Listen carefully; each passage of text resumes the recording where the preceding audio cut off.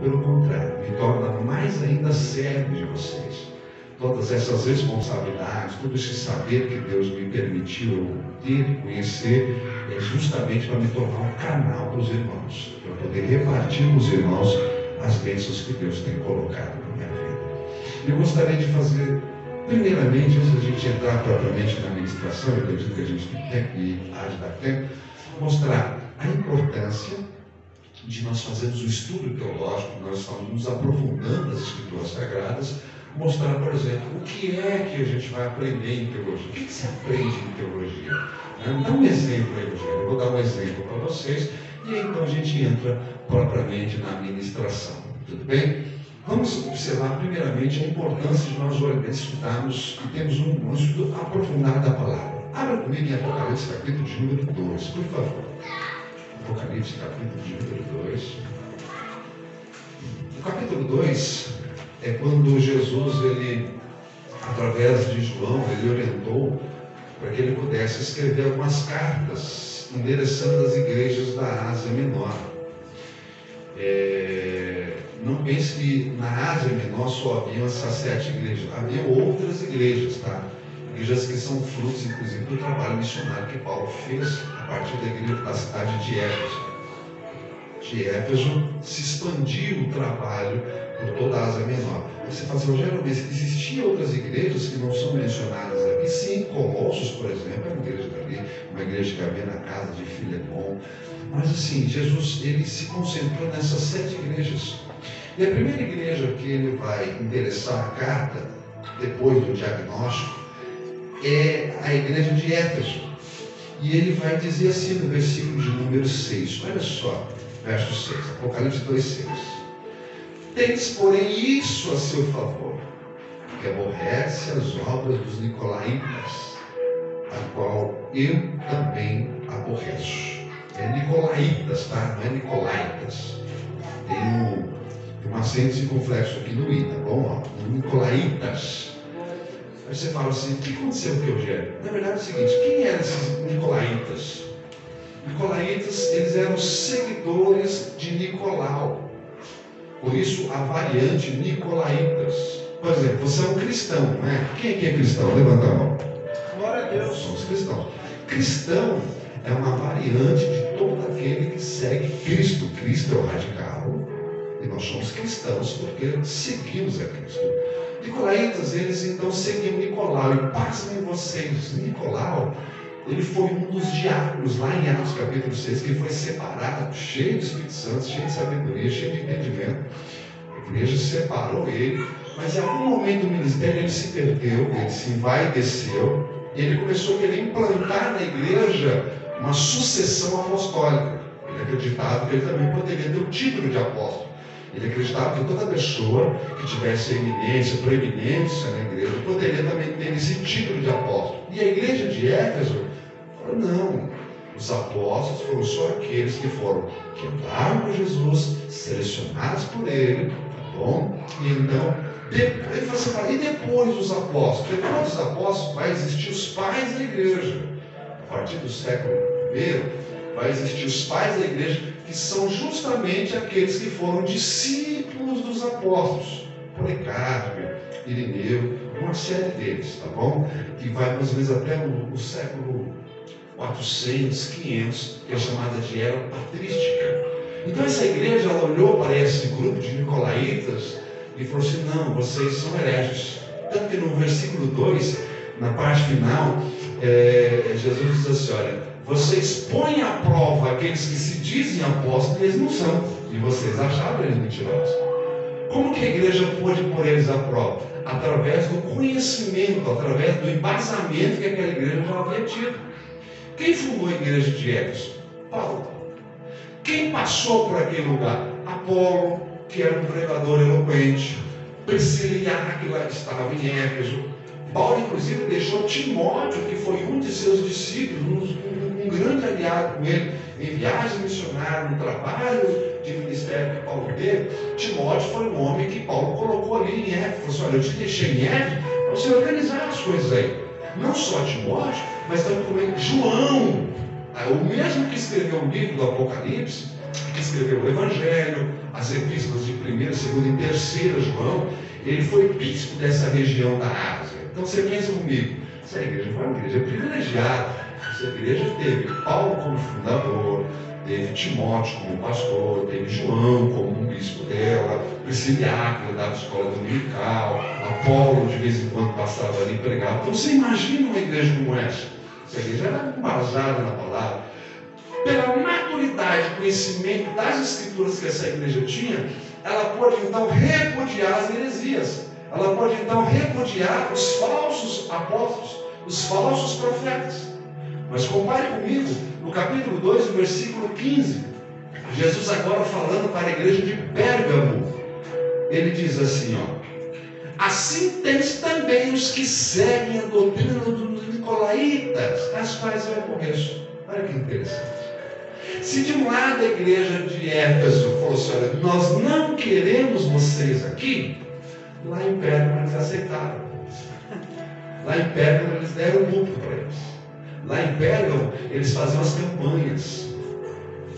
campanhas barulhentas, as tardes da bênção, as campanhas, ou seja, isso é só uma ironia da minha parte, mas veja bem, eles tinham um espaço maior para poder ministrar a igreja. Por quê? Porque essa igreja não tinha o mesmo embasamento teológico, bíblico que tinha a igreja de Éfeso. Qual a importância então?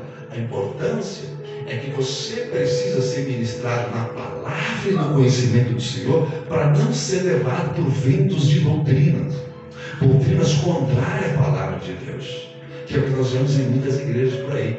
Irmãos, tem igreja aí, eu não quero entrar no mérito de ficar citando aqui. Primeiro que nós não temos tempo para isso, né? Mas existem igrejas aí com tantas aberrações, irmãos. Mas tudo isso por quê? Porque não estão embasando a sua fé na palavra do Senhor. Então qual a importância de você conhecer as Escrituras? Para que você possa estar protegido contra as heresias, os falsos mestres, os falsos profetas. E pasmem vocês, eu até postei, eu gosto muito de fazer algumas postagens somente relacionadas a estudos bíblicos no Facebook, e eu fiz uma postagem essa semana dizendo o seguinte, olha, cuidado com os falsos mestres, tá? Eles podem até ser falsos, mas são mestres. Cuidado, são pessoas que sabem enganar, sabem manipular, sabem chegar com jeitinho. E aí como é que você pode se proteger contra eles? Veja bem, se eu der a algum dos irmãos aqui uma nota de 100 euros, você vai saber, segurando ela, identificar se ela é falsa ou verdadeira? Como é que você pode saber se ela é falsa ou verdadeira? Você vai poder dizer para mim assim, Rogério, eu nunca peguei uma nota verdadeira. Como é que eu vou poder saber se essa aqui é falsa ou verdadeira? Então, como é que você conhece? Como é que você faz para identificar a heresia, as mentiras, a falsidade? Conhecendo bem a verdade. Quando você conhece a verdade, você identifica de longe a mentira, você diz, opa, tem coisa errada. Opa, aí não. Quando conhece a verdade, você fica imune a toda e qualquer mentira, artimanha de Satanás. Verdade. Agora, abra comigo em 2 Coríntios, capítulo 3. Queira Deus que dê tempo de nós falarmos e expormos aquilo que Deus colocou em nosso coração. O relógio é sempre um inimigo, né? Como diz um professor que eu tinha e admiro muito, Samuel Suano, ele dizia o seguinte, Rogério, o poço é fundo, a corda é que é curta, né?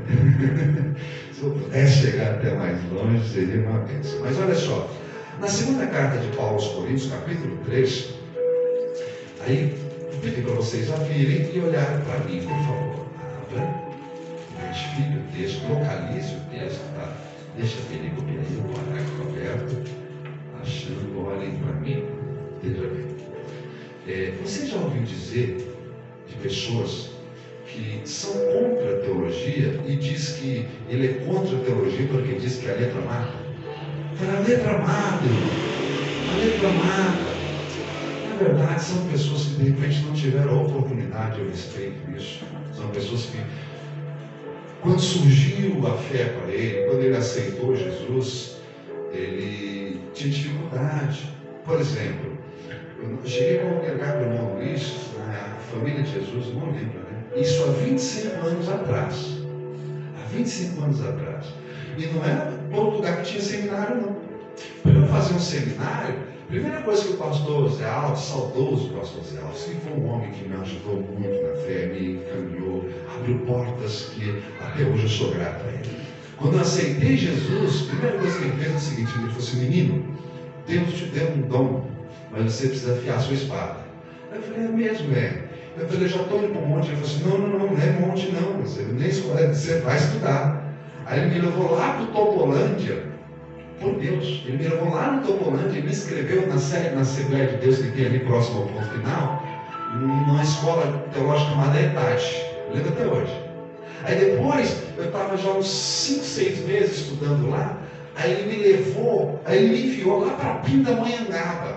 Aí me enviou para Pindamonhangaba, junto com o pastor Juventino, que também é saudoso, tá bom, o pastor Juventino. Ele me enviou para lá. Aí lá o pastor Juventino, ele me colocou, Juvenil. Juventino é um senhorzinho que eu ia muito para o monte com ele ali, né, irmãozinho que ficava com a mão erguida lá. Eu fiquei um dia, na verdade, uns 3 dias no monte lá, aquele irmão, Deus usava de um jeito muito estranho. Ele ficava com a mão erguida lá 3 dias, irmão, para poder depois orar, colocando a mão nas pessoas. Eu sempre admirei a fé e a espiritualidade dele. Mas enfim, o Juvenil me levou para Pindamonhangaba e me internou numa faculdade teológica. A primeira coisa que ele fez foi o seguinte: rapaz, você precisa fazer teologia. Deus primeiro precisa trabalhar em você, para depois fazer através de você. Tem muitas pessoas querendo falar o que não aprendeu. Tem muitas pessoas querendo levantar para falar, mas nunca sentaram para aprender. Você precisa ter coragem para levantar e falar. Só que você precisa ter o dobro dessa coragem para sentar e aprender o que Deus tem ensinado a você. E são pessoas que às vezes são preguiçosas, que não querem estudar, e falam assim: irmão, teologia mata, letra mata. Mas é mentira. Deixa eu explicar. Onde está o texto onde diz que a letra mata? Segundo os Coríntios 3, a partir do versículo 4, ele diz assim: ó, e é por Cristo que temos tal confiança em Deus. Verso 5. Não que sejamos capazes por nós mesmos de pensar alguma coisa, como por nós mesmos, mas a nossa capacidade vem de Deus. Ele está dizendo o seguinte: olha, quem nos nomeou, quem nos otorgou essa responsabilidade de sermos ministros dessa nova aliança foi Deus. Verso 6. A qual nos fez capaz também de sermos ministros de um novo testamento, não da letra, mas do Espírito, porque a letra mata e o Espírito vivifica. Olha para mim. A primeira coisa que você tem que entender é que ele está falando, contrastando a lei e a graça. Então na lei ele está falando o seguinte: ó, a lei teve um mediador. Quem foi o mediador? Moisés. Deus deu a Moisés a lei, ou as leis, e Moisés entregou ao povo. E aí Arão, os profetas, todos aqueles que trabalhavam no ofício ministerial ali, eles eram ministros dessa aliança. Eles ensinavam ao povo os rudimentos da lei. E Paulo está dizendo agora: essa lei passou, essa época passou, nós estamos agora na graça. E Deus nos nomeou para sermos ministros dessa nova aliança, que tem por mediador Cristo. Cristo é o mediador dessa nova aliança, não é mais Moisés. Cristo é quem se tornou mediador entre Deus e o homem, de modo que o homem não chega a Deus se não for por meio de Jesus Cristo, nosso Senhor e Salvador. Mas Deus colocou a igreja a responsabilidade de anunciar Cristo ao mundo. Então nós somos ministros dessa nova aliança. Então você anuncia Cristo, que é o mediador dessa nova aliança, nosso Senhor e Salvador. Aí você vai dizer o seguinte: aí ele vai dizer, ó, não da letra. Nós somos ministros, não da lei. Porque a letra mata, mas o Espírito vivifica. Aí você fala assim: Rogério, mas que letra é essa que ele está dizendo? Veja o verso 7. Ele diz assim, ó: E se o ministério da morte, gravado com letras em pedra, veio em glória, de maneira que os filhos de Israel não podiam evitar os olhos na face de Moisés, por causa da glória de seu rosto, a qual era transitória, como não será de maior glória o ministério do Espírito Santo? Então, quando ele está falando da lei, ele está falando dos 10 mandamentos. Ou seja, quando Moisés subiu ao monte e recebeu de Deus a lei, diz o texto que Deus gravou os 10 mandamentos aonde? Nas pedras. Aí está falando aqui no verso de número 7. O que ele diz no verso 7? O ministério da morte gravado com letras aonde? Essa é a lei. Ele não está falando da teologia no verso 6. Não da letra, porque a letra mata. A letra vai te matar, meu irmão. O estudo vai te matar. Pelo contrário, o estudo vai te dar a vida. O conhecimento de Deus sempre te dá a vida a cada dia. Então essa letra que mata é justamente o decálogo, a lei. Aí você fala, mas por que ele está falando que não da letra, mas do Espírito? Porque a letra mata, mas o Espírito vivifica. É um contraste que Paulo está fazendo. Por exemplo, quando Moisés recebeu as tábuas da lei e ele desceu com elas do monte, ele se deparou com o povo adorando o bezerro. O que vocês estão fazendo? Adorando o bezerro. E a Bíblia diz que por conta daquela perversão, naquele dia, 3.000 almas morreram. Quando a lei foi dada, 3.000 almas morreram. Quantas almas morreram? 3.000 almas. Mas a Bíblia diz que no dia de Pentecostes, quando o Espírito Santo foi derramado, quantas almas se salvaram? 3.000 almas se salvaram, porque a letra mata, mas o Espírito Santo vivifica para a honra e glória do Senhor. Então, mas o ministério do Espírito nos é entregue agora.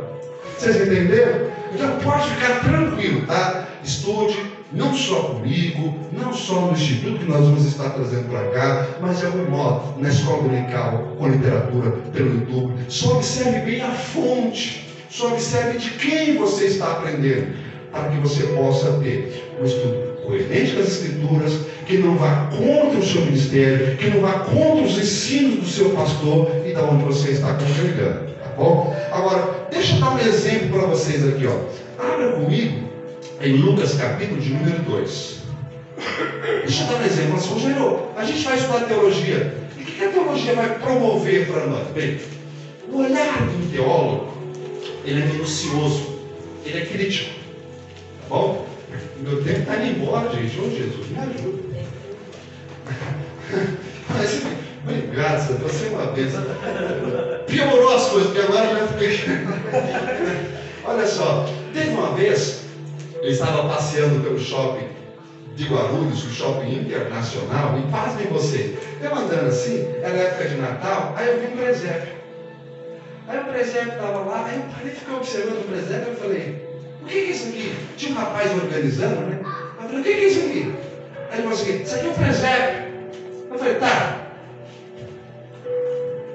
Mas está errado isso aqui. Ele falou assim, como errado, rapaz? Eu falei, quem é esse personagem aqui? Eu falei assim, ó. Ele falou assim, ó, aqui é uma manjedoura, bem irônico, e com raiva, né, por eu ter inquirido ele. Ele falou assim, ó, aqui é uma manjedoura, aqui está Jesus, o menino Jesus, o infante Jesus deitado, aqui está Maria, que foi a mãe que gerou ele, aqui está José, que é marido dela, mas não é pai da criança. Eu falei assim, até eu entendi. Ele falou assim, aqui tem um anjo para representar que o céu estava presente naquele momento. Eu falei, até aí está certo. Aí você, e aqui estão os reis magos que vieram ofertar a Jesus as dádivas. Aí eu parei e pensei assim, ó, e o que esses caras vão fazer aí? Aí ele falou assim, rapaz, não foi isso que aconteceu. Quando Jesus nasceu, os reis magos não foram até ele para ofertar e deram dádiva. Eu falei, não! Eu falei, está errado esse cenário, rapaz. Aí ele, como assim? Eu falei, pega um texto. E ele ficou tão nervoso que ele foi atrás de uma Bíblia. Aí ele pegou a Bíblia e falou o seguinte, olha, vamos lá. Você está confundindo os textos. Você está confundindo os episódios. Então, quando você faz teologia, não é que você vai se tornar chato. E nem deve. mas você vai se tornar uma pessoa crítica. Crítica no sentido de você ser uma pessoa mais perceptível. Você vai analisar, tá bom? Você lembra do presépio, não é? No presépio não tem lá os 3 reis magos apresentando enquanto Jesus está na manjedoura? Gente, está tudo errado aquilo. Por quê? Porque não foram os magos que aceitaram, que acharam Jesus na noite do seu nascimento. Foram os pastores. Está aqui em Lucas capítulo de número 2, verso 8, olha só. Lucas 2, 8, diz assim, ó. Ora, havia naquela mesma comarca pastores que estavam no campo e guardavam durante as vigílias da noite o seu rebanho. E eis que o anjo do Senhor veio sobre eles, e a glória do Senhor os cercou de resplendor, e tiveram eles grande temor. O anjo lhe disse: não temais, porque eis aqui que vos trago boas novas de grande alegria, que será para todo o povo. Pois na cidade de Davi vos nasceu hoje o Salvador, que é Cristo o Senhor. Olha o verso 12. E isto vos será por sinal: achareis o menino envolto em panos e deitado numa manjedoura. E no mesmo instante apareceu com o anjo uma multidão, uma milícia celestial, louvando a Deus e dizendo: glória a Deus nas alturas e paz na terra aos homens de boa vontade para com Deus. E aconteceu que, ausentando-se dele os anjos para o céu, um olhou para o outro e disse: vamos até Belém e vejamos com os nossos próprios olhos o que o Senhor nos fez saber. Verso 16. E foram apressadamente e acharam quem? Maria. Quem mais? José. E o menino. Aonde? Manjedoura. Foram os pastores que acharam. Você viu que é um detalhe que talvez você tenha crente há tanto tempo e nunca tinha prestado atenção nisso? Aí você fala assim: Rogério, mas e os magos? E se eu disser para você que quando os magos acharam Jesus, Jesus já tinha 2 anos de idade? Você fala assim: não pode ser. Quando os magos acharam Jesus, Jesus já tinha 2 anos. Então não confunda os episódios. Aí você fala assim: é verdade, Rogério? Vai lá em Mateus capítulo 2, vamos ver lá se foi isso mesmo. Aí ó, tá vendo? Já bateu com aquilo que vocês estão estudando. Isso é importante. Lá em Mateus capítulo de número 2, os magos que vieram do Oriente, os magos persas, inclusive, aqui apresenta 3, né? Não, o texto não diz que são 3, diz. Deduz-se que são 3 pelo número de presentes que se são ofertados. Então, mas diz a história extra-bíblica que esses homens, eles vinham da Pérsia e foram adorar. E tinha um outro quarto que se perdeu. Inclusive, se você tiver caneta aí, anota, no YouTube tem um filme que é chamado O Quarto Sábio. Assiste esse filme, é lindo. O Quarto Sábio, ó, 1, 2, 3, 4. Então, o Quarto Sábio, você vai ver e vai conhecer a história. O nome dos 3 não diz a Bíblia, mas extra-biblicamente o nome deles são Gaspar, Baltazar e Melquior. Esses 3, 2 anos depois de que Jesus havia nascido, chegaram em Jerusalém, a capital do reino, e disseram: onde é nascido o rei dos judeus? Porque vimos a sua estrela brilhando e viemos aqui adorar. O texto diz que quando Herodes ouviu aquilo, irritou-se e disse assim: nasceu rei aqui? Rei sou eu sou o monarca, eu sou o déspota deste lugar. Que rei é esse que nasceu? E aí ele pegou e foi perguntar para os escribas. Aí, se você observar, quando ele pega aqui no verso 4, ele congrega os príncipes dos sacerdotes, os escribas, e falou assim: ó, onde deveria, conforme a profecia, nascer o rei de vocês, o rei judeu? Aí os escribas vão dizer: não, ele devia nascer em Belém de Judá, porque está escrito assim, ó, olha só, porque assim está escrito: e tu, Belém, terra de Judá, de modo nenhum és menor entre as capitais da cidade, porque de ti sairá o guia que há de apacentar o meu povo. Aí o Herodes olhou e falou assim: então ele tinha que nascer em Belém, não é em Jerusalém. Esses caras estão procurando um lugar errado. Tá bom. Aí no verso de número 7, Observe aí, ó. Acompanhe comigo o raciocínio. Então Herodes chamou secretamente quem? Os magos. Observe aqui a partir dessa vírgula. Inquiriu. O que é inquirir? Você sabe o que é inquirir? Inquirir é investigar. Por exemplo, quando há um crime e aí a polícia civil está investigando, ela está fazendo o quê? Um inquérito. Então tem um inquérito, que é inquirir, investigar. Aí Herodes, ele fez o quê? Investigou exatamente acerca do tempo em que a estrela havia aparecido. Em outras palavras, Herodes perguntou assim, ó, quando foi que essa estrela surgiu? Desde que tempo essa estrela está brilhando? Aí os magos disseram, rapaz, temos 2 anos. Aí você pode pensar comigo assim, mas Rogério, o texto não está dizendo isso. Mas nós vamos chegar lá e eu provo na Bíblia que eles falaram 2 anos. E o gostoso de estudar teologia é isso, é que você vai aprender que a Bíblia prova a Bíblia. A Bíblia defende a si mesma. Deus não chamou ninguém para ser advogado da Bíblia. Deus chamou a gente para ser testemunha de Cristo. Você é uma testemunha de Jesus. Aí o Herodes chega e fala assim para os magos: ô rapaz, vocês estão no lugar errado. Porque diz o texto, diz a Escritura que vocês deveriam ir lá para Belém, porque é em Belém que ele vai nascer. Aí os magos falaram: então vamos para Belém. Saindo de Jerusalém, a Bíblia diz que a estrela novamente apareceu, e eles caminhando, seguindo essa estrela, conforme o verso de número 11, diz que eles chegaram onde a estrela parou, e o verso 11 diz que entraram aonde? Na casa. Na casa, não é na manjedoura. É onde que ele vai entrar? Na casa. Eles acharam Jesus na casa, porque José, depois que Jesus nasceu, continuou morando em Belém. Acharam Jesus na casa, acharam o menino com quem? Maria. Sua mãe. E prostrando-se o adoraram, abriram seus tesouros, ofertaram suas dádivas, ouro, incenso e mirra.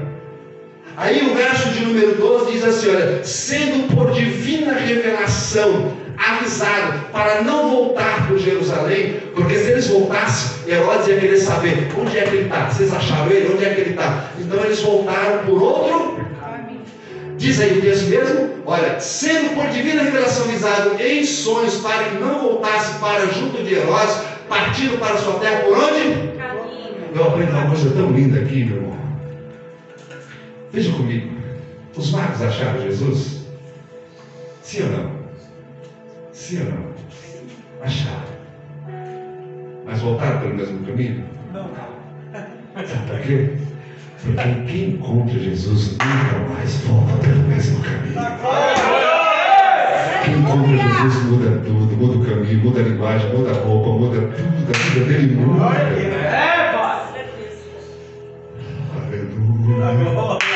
Se sua vida mudou, se você não é mais o mesmo, se o caminho mudou, se o pensamento mudou, se a sua história mudou, é porque você encontrou Cristo, porque quem encontra o Cordeiro nunca mais volta.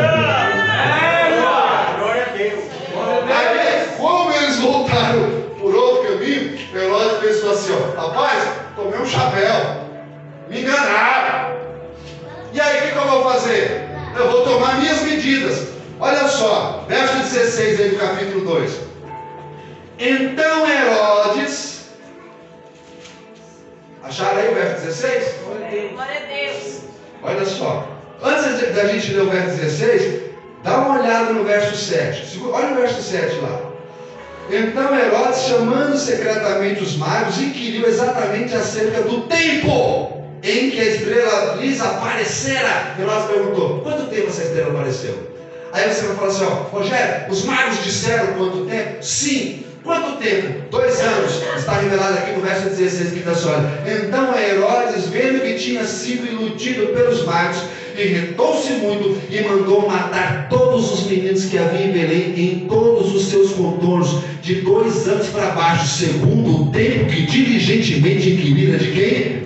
Dos magos. Os magos falaram, faz 2 anos que a gente encontrou essa estrela, faz 2 anos que essa estrela apareceu. Aí Herodes pensou assim, ó, essa criança tem 2 anos, porque faz 2 anos que ela nasceu. Então, recapitulando, quem foi que achou Jesus na manjedoura? Foram os pastores, não os magos. Mas quando chegar o Natal, Você vai olhar e vai falar assim, o que esses magos estão fazendo aqui, gente? Mas não vamos brigar, não. Você vê que a teologia abre a mente? A teologia é isso, irmãos. É você olhar com mais minúcia a palavra de Deus. É você olhar com mais dedicação. É você olhar no texto e vai para o outro. Uma vírgula faz diferença. Glória a Deus. Um detalhe faz toda a diferença na sua vida. Você quer ver? Abra o Lucas capítulo 2. Vamos lá. Outro exemplo, né, de como a teologia pode nos ajudar. Olha só. E aí depois nós vamos entrar na palavra de Deus. Eu acredito que vai dar tempo. Vai sim. Lucas 2, 21. Olha só. Com todo o respeito que eu tenho aos pastores, e respeito-os, com toda a dedicação, eu sou professor, então entenda assim, eu estudei, me graduei, me pós-graduei, estudei só de livros de assuntos seculares, de assuntos sobre temas bíblicos, registrado no ISBN, eu tenho 43 livros escritos. Eu tenho 43. E tem mais 48 livros escritos, que são os livros das disciplinas da faculdade teológica. Então, toda a grade do bacharel eu escrevi. E aí você fala o seguinte, Rogério, isso te torna o quê? Isso me torna servo de todos vocês. De modo que quando eu vejo uma pessoa chegar aqui e falar algo errado, eu não me sinto superior a ele porque eu sei falar certo. Eu me sinto responsável por ele estar falando errado. Eu fico pensando assim, meu Deus, ele está falando errado, a culpa é minha. Por quê? Porque eu devia ensinar ele. Então, irmãos, não se sinta constrangido quando chega alguém, um professor, está ensinando.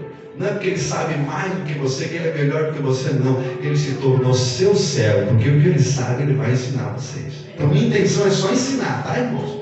Fique tranquilo. Eu sou tão servo de Cristo como qualquer um dos irmãos aqui.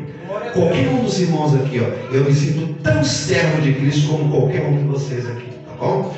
Mas olha só, tem pastor que quando vai apresentar a criança, ele pega a criança e diz assim, irmãos, nós não batizamos crianças, por quê? Porque a criança, embora tenha pecado, uma natureza pecaminosa, ela não tem consciência de seu pecado. Então, só quando ela tiver consciência para poder confessar claramente, objetivamente, o seu pecado, é então que ela terá condições de confessar e se batizar. Amém? Então, porém, nós vamos apresentá-la assim como Jesus. Jesus foi apresentado no templo. Quantos dias Jesus tinha? Jesus foi apresentado no templo Jesus, ele é visto no templo com 12 anos, é diferente. Não confunda os eventos. Aí o pastor, o Luiz, o prefeito Francisco, o prefeito Ronildo, veja bem, os pastores costumam dizer o seguinte: Jesus foi apresentado no templo ao 8º dia, não é isso? Ao 8º dia, não é assim que eles falam? Irmãos, é um equívoco da parte deles. Jesus não foi apresentado no templo com 8 dias. E nem por dia, sabia? Vamos ver no texto. Verso 21. E quando os 8 dias foram cumpridos de Jesus ter nascido, para circuncidar o menino, foi-lhe dado o nome de Jesus, pelo que o anjo lhe propôs, antes mesmo de ser concebido. Então, antes de Jesus ser concebido, antes de Maria ficar gestante, ele já havia dito até o nome. Ele falou assim: você vai batizar esse menino, nome de Jesus. Mas assim, ó, ao 8º dia. Por que só o 8º dia? Você já parou para perguntar? Por que não ao 7º dia? Por que não ao 9º dia? Por que é o 8º dia? Porque assim, ó, o que é a circuncisão? Circuncisão é quando você corta, você faz uma incisão, um corte no prepúcio do órgão do menino, do homem. Então você puxa ele e faz um corte. É como se fosse uma operação de fimose. Você faz um cortezinho ali, ó. Esse é o sinal na carne que todo judeu deveria, inclusive Hitler, ele usou dessa artimanha para descobrir quem era judeu e não. Porque como é que você sabe que um homem é judeu ou não? O ser humano é praticamente tudo igual, né? Então ele fazia o constrangimento dos homens abaixar as suas calças e ele olhava órgão por órgão para saber se ele era judeu ou não. Porque se ele fosse judeu, ia ter a marca na carne. Que coisa triste, né? Porém, somente ao 8º dia é que você podia fazer essa circuncisão. Por que só o 8º dia? Porque só ao 8º dia o organismo da criança poderia produzir glóbulos brancos para fazer a cicatrização. Antes disso não faz. Se você faz uma criança, ou uma circuncisão da criança no 6º ou no 7º dia, vai ficar sangrando porque ainda não tem a quantidade de glóbulos brancos que faz aquela cicatrização. Ela pode ter uma hemorragia até morrer. Ao 8º dia não. Ao 8º dia o sangue consegue coagular e aí vai vir a cicatrização. Jesus é tão bom, né? Até isso ele ensinou. Aí ele vai dizer o seguinte, ó, quando no 8º dia a criança cumprir 8 dias, aí você vai circuncidar ela. Aí você fala assim, onde é que está escrito isso? Segura aqui em Lucas 2. Segura aí. Vamos lá para Levíticos 12.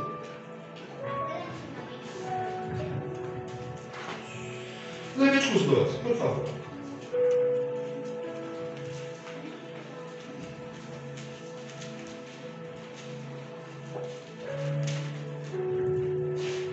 Aqui está a instrução de Deus por meio de Moisés concernente à circuncisão e à apresentação do templo. Verso 1 em diante. Acharam, gente? Amém. Levíticos, como não é um livro que todo dia se abre, então às vezes os irmãos têm dificuldade. Pode olhar no índice, viu, irmãos? Tá bom?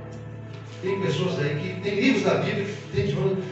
Uma vez eu fui pregar numa igreja e falei assim, irmão, abre aí em Sofonias. O irmão abriu a aba achando que era sinfonia. Eu falei, não, é Sofonias. Por que não é livro que ele abre todo dia, coisa tal? Verso 1. Falou mais o Senhor a Moisés, dizendo, fale aos filhos de Israel, dizendo, se uma mulher conceber e tiver um varão, ela será imunda por quantos dias? Vocês acharam o texto aí, não acharam? Interaja comigo, por favor. Ó. Se uma mulher tiver um filho, varão, ela será imunda por quantos dias? 7, não é isso que está escrito aí? Capítulo 12. 12. Se vocês estiverem no capítulo 2, me perdoem. De repente eu expressei errado, mas é 12, tá? 12. Olha só, verso 2. Fala aos filhos de Israel dizendo, se uma mulher conceber e tiver um varão, ela será imunda por 7 dias. Assim como nos dias da separação da sua enfermidade, ou seja, do seu período menstrual. Verso 3. E no 8º dia será circuncidado ao menino, e a carne do seu prepúcio. Então, no 8º dia, aconteceu isso com Jesus? Sim. Se você olhar lá no versículo de número 21, Jesus, quando cumpriu 8 dias, ele foi o quê? Circuncidado. Agora, se você olhar o versículo de número 22 de Lucas 2, está escrito assim, ó. E cumprindo-se os dias da purificação, segundo a lei de Moisés, o levaram a Jerusalém para apresentar ao Senhor. Aí você fala assim, Rogério, quantos dias deu do 21 para o 22? 33 dias. Está no texto do capítulo 12 de Levíticos aqui, ó. Verso 4. Depois do 8º dia, ficará quem? Ela. 33 dias no sangue da sua purificação. Nenhuma coisa santa tocará e não virá ao santuário até que se cumpra os dias da sua purificação. Então, mesmo depois que ele foi circuncidado, Maria não podia levá-lo ao templo, e ela estava presente quando Jesus foi apresentado por Simeão no templo. Ela não podia ir, porque ela teria que esperar ainda 33 dias para poder ir ao templo. Então, se você perguntasse, Rogério, quantos dias Jesus tinha quando foi apresentado no templo? Soma comigo, 8 dias da circuncisão, mais 33, dá quanto? 41. Jesus tinha pelo menos 41 dias de vida quando foi apresentado no templo. Então, quando a pessoa chegar e falar o seguinte, olha, porque Jesus, nós não batizamos criança, mas nós apresentamos assim como Jesus foi apresentado no templo ao 8º dia, você fala, não, pastor, Jesus tinha pelo menos 41 dias de vida. Você percebeu que são os detalhes? É esses detalhes que a Bíblia é rica. É aí que eu gostaria que você se apegasse. É nisso que eu gostaria que você começasse a se apaixonar, aos detalhes da Bíblia, irmão. E você vai ver como é gostoso. E aí, irmãos, nós vamos ter essa oportunidade de estarmos aprendendo cada dia mais do Senhor. Então, quando tivermos o Instituto, sei que foi só uma palhinha, tá? Quando nós tivermos o Instituto, são essas coisas que a gente vai estar aprendendo, tá, irmão? Eu não falei mal do seu pastor, não falei mal da igreja, não falei mal de ninguém, falei? Teologia é isso, irmão. Teologia é como se fosse uma escola dominical mais aprofundada, tá bom? Agora vamos entrar na palavra do Senhor. Abra comigo, eu tenho apenas 15 minutos, eu acho que eu consigo fazer um milagre. Atos 19, por favor. Atos 19. Eu gostaria de seguir a linha. Atos 19, o irmão Romildo ficou de pé aqui.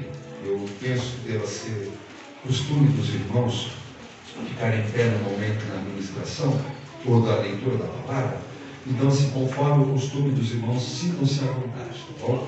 Verso 1 em diante, Atos 19, versículo 1 em diante, diz assim: E sucedeu que, enquanto Apolo estava em Corinto, Paulo, tendo passado por todas as regiões superiores, chegou a Éfeso. E achando ali alguns discípulos, lhe perguntou: Vocês já receberam o Espírito Santo quando creram? E eles disseram: Nós nem ouvimos que haja Espírito Santo. Então lhe perguntou: Em que sois batizados então?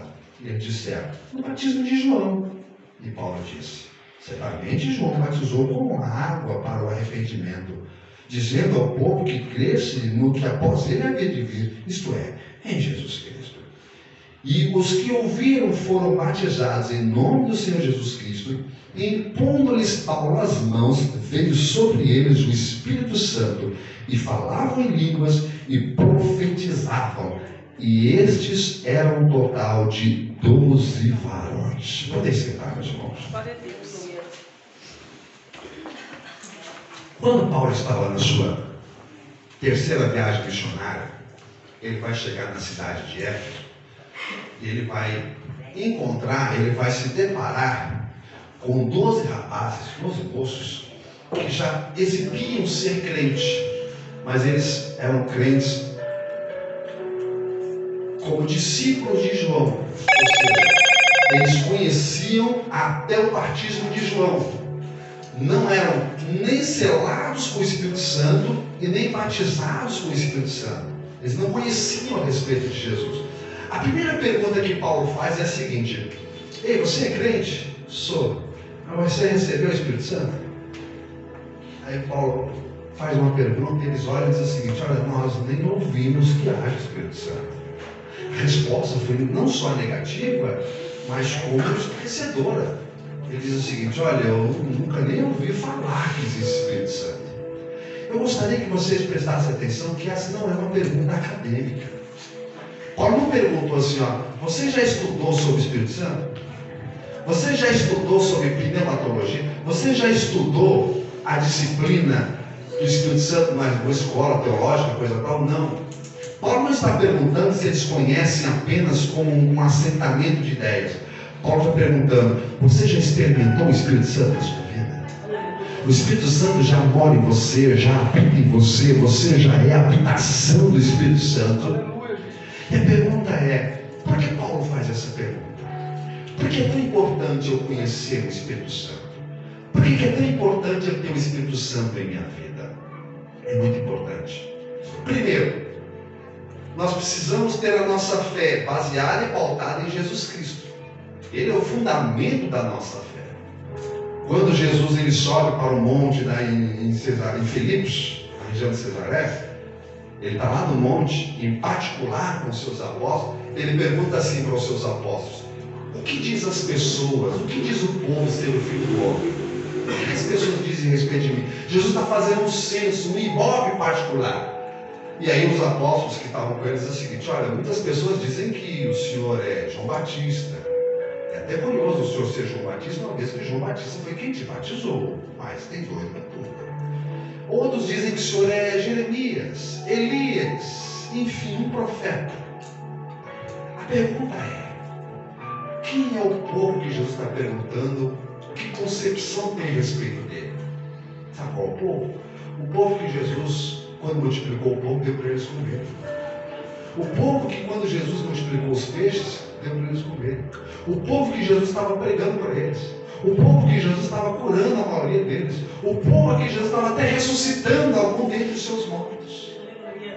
Jesus está perguntando o seguinte: olha, as pessoas que ficam seguindo a gente, comendo pão que eu multiplico, recebendo curas, recebendo milagre, ouvindo os meus sermões, o que eles pensam de mim? E veja o que eles estavam pensando. Olha só, irmão, o que eu aprendo? Nem sempre ser agraciado com as bênçãos ou com milagres faz com que você tenha uma correta concepção a respeito de Jesus. Tem muitas igrejas, irmãos, que tem milagre acontecendo, que tem coisas extraordinárias acontecendo, mas se você perguntar para ela quem é Jesus, ela não sabe responder. Se você perguntar assim, olha, quem é Jesus na sua vida, ela vai dizer que é um profeta, é um milagreiro, coisa tal. Veja que não é só receber curas e milagres, irmãos, é você aprender quem é Jesus e o que está fundamentado a sua fé. Porque aí Jesus pergunta para eles assim, olha, é isso que eles pensam de mim? Pois bem, e vocês? O que vocês dizem? Aí Pedro toma a fala pelo colégio apostólico e diz assim, olha, tu és o Cristo, o Filho do Deus vivo. Esse é o primeiro credo da igreja. Nós temos os credos, né? Quem estudou, quem fez catecismo aqui, ó. Levanta a mão, quem fez catecismo? Vocês nunca fizeram? Eu nem me lembro. Aí, ó, eu fiz catecismo, ó, eu fiz primeira comunhão, crisma. Porque os meus pais eram católicos, então eles me incentivaram a fazer isso aí. Mas graças a Deus eu estou hoje no Evangelho. Mas assim, ó, existe o credo apostólico, o credo. Então o primeiro credo da igreja é esse aqui. Quando Jesus perguntou assim, ó, o que vocês dizem que eu sou? Pedro diz, tu és o Cristo, Filho do Deus vivo. Aí Jesus diz assim, olha, bem-aventurado és tu, Simão Barjonas, porque não foi carne e sangue que te revelou isso, mas meu Pai que está no céu. Por isso eu digo que tu és Pedro, e sobre esta pedra eu edifico a minha igreja, e as portas do inferno não vão prevalecer contra ela. Agora vamos entender o que Jesus disse. Jesus disse assim, olha, tu és Petros. Pedro, a igreja católica diz que Pedro é o fundamento da igreja, não é isso? Não tem como, porque Jesus está dizendo o seguinte, ó, você, Pedro, é um fragmento da pedra. Você é um bloco. Este edifício, ele é formado por blocos que formaram este templo. Jesus está dizendo para Pedro, você é um fragmento, você é um bloco que somado a todos os demais blocos formará o templo, mas eu sou o fundamento. Então ele diz o seguinte, mas sobre esta pedra, aí você pergunta, que pedra Jesus está dizendo? A confissão que Pedro acabou de dizer. Pedro falou assim, olha, tu és o Cristo. E Jesus está dizendo o seguinte, olha, sobre esta pedra, sobre isso que você acabou de dizer, Pedro, ele é o fundamento da minha igreja, e as portas do inferno não vão prevalecer contra ela. Uma igreja, um cristão, alguém que professa Cristo e baseia sua fé em Cristo, não será abalado. Se você fundamentou a sua fé no Cristo, o Senhor da sua vida, as portas do inferno não vão prevalecer contra a sua fé. As portas do inferno não vão prevalecer contra a sua vida. Agora, por que muitas pessoas têm a fé abalada? Porque fundamentou a sua fé no cargo, na igreja, em um monte de coisa. Tanto é que se você tirar o cargo dela, ela desvia. Estou mentindo? Acredito que aqui não tem nada disso, mas por aí afora, irmãos, está cheio disso. Tira o cargo dela para você ver, ela desvia. Mas não pode ser. Podem tirar tudo de nós. Verdade, Senhor. Mas ninguém tira Jesus Cristo. Jesus não abre mão de você. Tu é de Cristo e Cristo é teu. E é baseado em Cristo que a sua fé se torna inabalável. Baseado em Cristo que a sua fé se torna firme. Tu és o Cristo. Quantos podem erguer as mãos e dizer, tu és o Cristo, o Senhor da minha vida, o Senhor da minha história. É isso. É baseado nesse fundamento. Aí Jesus vai dizer o seguinte, olha, só que eu vou ter que partir, mas eu não vou deixar vocês órfãos. Eu vou enviar outro Consolador. Vou enviar o Espírito Santo para vocês. Vocês não vão ficar sozinhos, não. Vocês estão passando um período comigo? Eu vou para o Pai. Mas quando eu chegar no Pai, eu vou interceder junto a Ele por vocês. E vou enviar o Espírito Santo. E o Espírito Santo será o Consolador de vocês. Aí você pergunta assim, Rogério, por que é necessário eu ter o Espírito Santo? Aí está a importância da emblemática pergunta que Paulo faz. Você já recebeu o Espírito Santo? Por que isso é importante? Meu irmão, vou dizer uma coisa para você. Você pode congregar em qualquer ministério que você achar que deva congregar.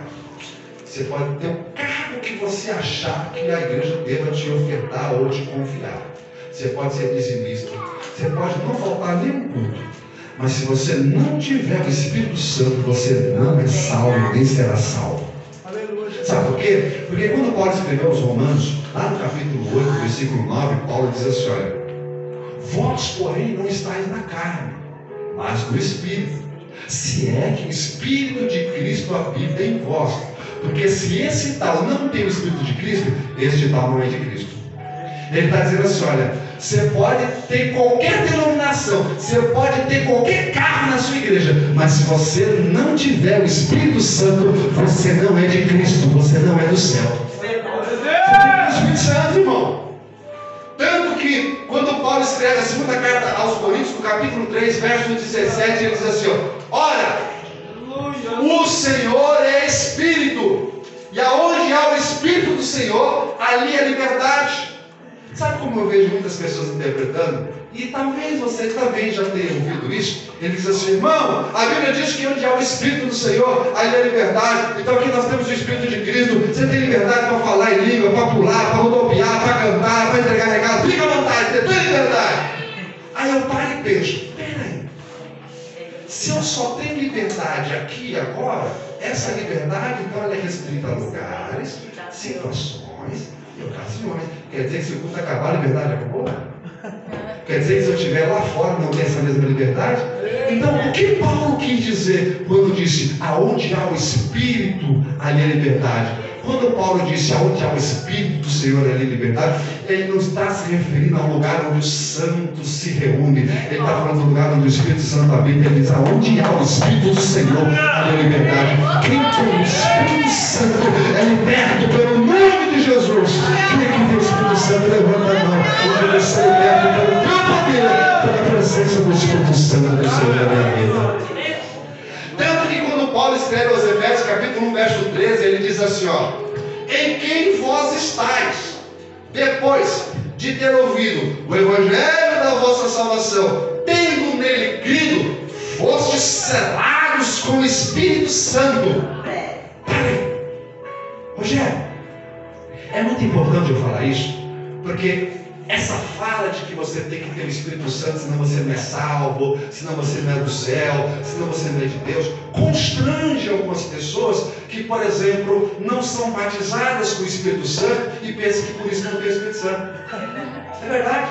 Tem pessoas que depois do culto, quando eu ministrava sobre isso, elas chegaram e falaram o seguinte, Rogério, mas eu não falo em línguas, eu não tenho o Espírito Santo. Eu falei, tem, mas eu não falo em línguas. Uma coisa, outra coisa. Quando Paulo diz assim, ó, vocês foram selados com o Espírito Santo, muitas pessoas dizem que quando uma pessoa, no momento em que é batizada com o Espírito Santo, ela fala, foi selada. Não, ela foi batizada. Ser é outra coisa. O que é ser selado com o Espírito Santo? Quando você aceita e confessa Jesus como o único e suficiente Salvador, quando você dá um passo à frente e diz, tu és o Cristo, Filho do Deus vivo, o céu te cela, diz o Senhor, então agora você é do céu, agora você é de cima, agora você é de Cristo, então você é selado. O Espírito Santo passa a habitar em você. Embora você não fale em línguas, o Espírito Santo está na sua vida. Embora você não prorrompeu em línguas estranhas, o Espírito Santo é sim na sua vida, meu irmão, minha irmã. Embora você não for ainda batizada com o Espírito Santo, com línguas, com essas rajadas, com esses irmãos, isso não significa que você não tem o Espírito Santo. Você tem sim, porque se você confessou Jesus como Senhor da sua vida, você foi justificado pelo céu, regenerado pelo Espírito, por Deus, e santificado pela palavra do Senhor Jesus. Quem aqui aceitou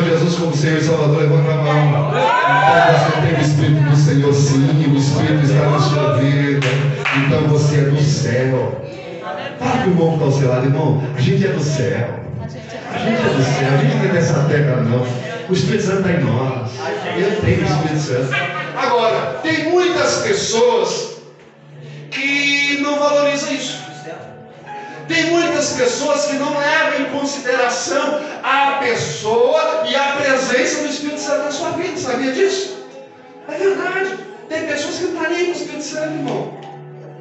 Tem pessoas que têm medo de perder cargo, mas não tem medo de perder o Espírito Santo. É verdade. A Bíblia diz lá em 1 Samuel capítulo 16, que quando Deus falou para Samuel, vá até Belém, até a casa de um belemita chamado Jessé, porque de um de seus filhos, um entre os seus filhos me aprove a ser o rei de Israel. A Bíblia diz que quando ele chegou lá, foi passando um por um. Eu gosto tanto daquele texto. Apresentaram para ele o bonitão. Olha só isso aqui, olha os ombros dele, dá uma olhada nesse cara. Ele faz academia, olha só os ombros, olha que musculoso, olha o porte, tira de lado, meu filho, olha só. Tem jeito de rir? Não tem. Aí Deus olhou e falou para Samuel: ele pode até ser bonito,